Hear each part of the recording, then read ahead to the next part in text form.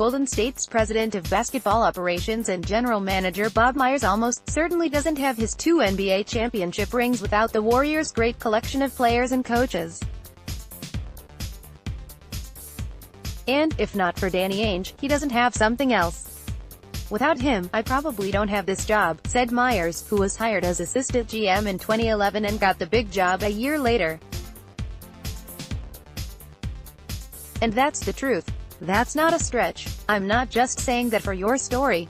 That's the truth." Prior to moving into management, Myers was a very successful player agent. But he was looking for a different challenge. "Joe Lacob, our majority owner, was a minority owner in Boston," said Myers, "and when he bought the team, I asked Danny.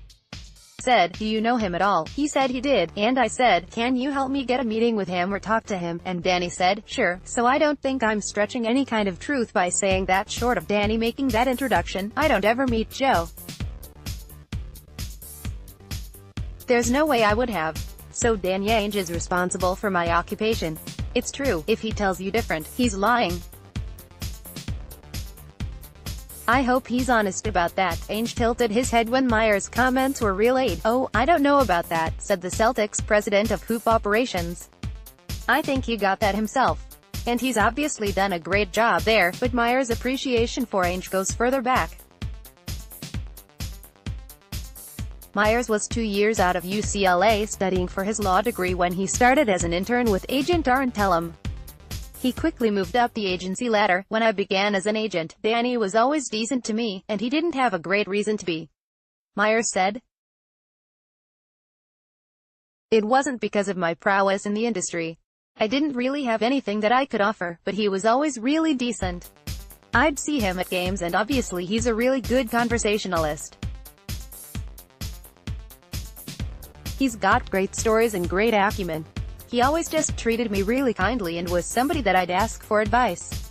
I respected his basketball knowledge. The respect is mutual."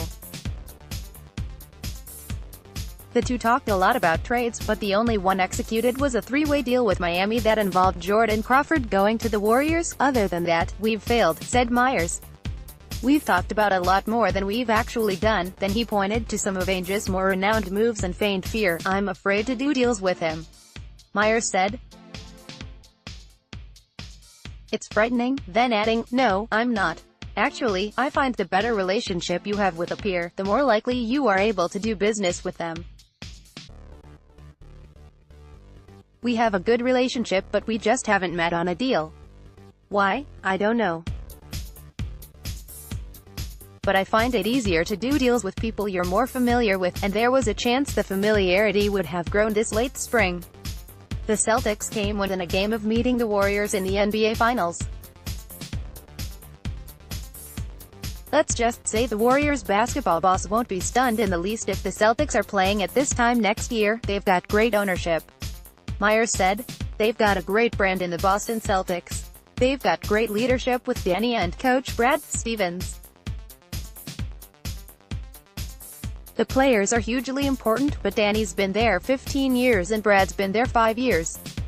What a great ownership, management, coaching triumvirate to go forward with, and I think it's a testament to all those factors. And then they've been really smart and the players have performed, but no, I'm not surprised with how they've progressed. I feel like with that type of leadership, their success will continue. I really do, and if Ainge Celtics keep a ring off Myers' finger, well, he'll just have to be satisfied with the rings Danny helped him acquire."